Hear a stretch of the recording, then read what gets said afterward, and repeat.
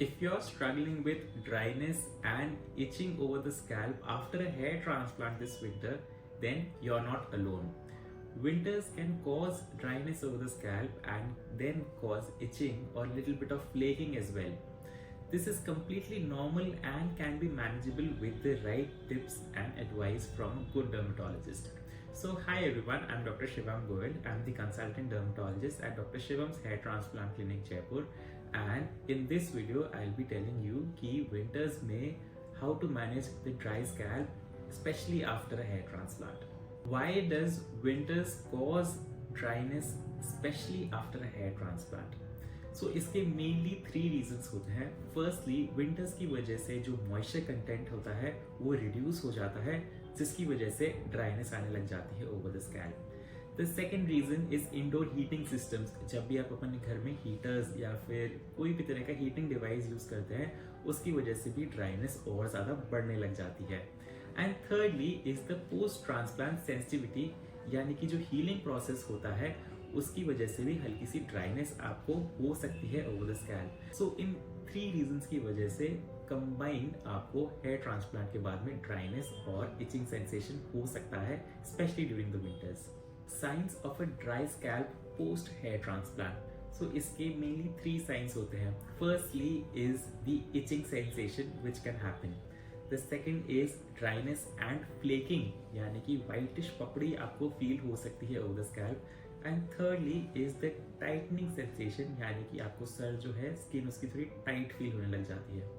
जब भी अगर आपको ऐसा होता है, इट्स वेरी इंपॉर्टेंट कि after hair transplant during the winters आप अपने जो स्कैल्प को है नाखूनों से स्क्रैच ना करें, क्योंकि उसकी वजह से आपके ग्राफ्ट्स जो हैं डिस्टर्ब हो सकते हैं. एंड इस केस में आप अपने डर्मेटोलॉजिस्ट को ही कंसल्ट करें for reducing this problem. Hydration tips for post hair transplant care during the winters. Number 1 is to use a very mild and a gentle shampoo, which can be a sulfate-free shampoo, जिससे आपके जो moisture content है वो balanced रहे over the scalp. Second is use a dermatologist recommended moisturizer or a moisturizing gel, जिसमें कि कोई भी तरह का फ्रेग्रेंस या इरिटेबल प्रोडक्ट ना हो, जिसकी वजह से आपका हेयर ट्रांसप्लांट इफेक्ट हो सके. Number 3 is to stay hydrated internally. Winters में सब लोगों को प्यास कम लगती है और वो बहुत कम पानी पीने लग जाते हैं, बट आपको हमेशा ध्यान रखना है कि you have to take frequent sips of water, ताकि आपका इंटरनल हाइड्रेशन मेंटेन रह सके और उससे आपके स्कैल्प में भी मॉइस्चर कंटेंट बैलेंस रहे. Number 4 is to use an indoor humidifier. अगर आपके एरिया में बहुत ज़्यादा ड्राइनेस है एंड बहुत तेज़ ठंड पड़ती है and specially a dry chilly winters, then you can use a humidifier as well, जिससे कि आपके जो इंडोर एरिया है उसमें मॉइस्चर कंटेंट बैलेंस रहे. Number 5 is to protect your scalp outside. So जब भी आप बाहर जाते हैं एंड बाहर बहुत ज़्यादा ठंड है, chilly winters, then you can protect your scalp using a breathable cap और इवन अ स्कार्फ. और हमेशा ध्यान रखिए कि बहुत तेज़ एक्सट्रीम विंटर्स का जो एक्सपोजर है आपको अवॉइड करना है to protect the hair grafts. Number 6 and the last tip is to avoid very hot waters during a shower for a head wash.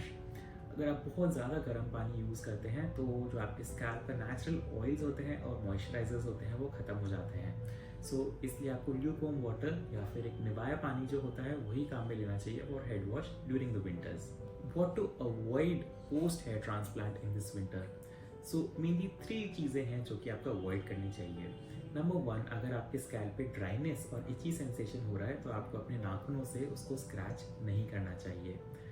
Number 2 is to avoid prolonged exposure to the sun. काफ़ी लोग धूप में बैठ जाते हैं and इस चीज़ को आपको अवॉइड करना चाहिए. आपको डायरेक्ट हीट या फिर डायरेक्ट चिली विंटर्स की जो विंड है उससे एक्सपोजर नहीं करना चाहिए अपने हेयर के ग्राफ्ट्स को. And number 3 is to use a mild shampoo and avoid using harsh chemicals, harsh hair dyes and harsh shampoos as well for a hair wash. When to consult a dermatologist if you have any of the problems. So अगर आपके scalp में extremely dryness हो रहा है, flaking हो रहा है and itching sensation हो रहा है, then it is best to consult a dermatologist in this case, क्योंकि आपको डैंड्रफ भी हो सकता है which can be very common during these winters. All these problems can be effectively managed अगर आप कुछ जो मेडिसिन हैं या जो हेयर केयर टिप्स हैं उसे फॉलो कीजिए.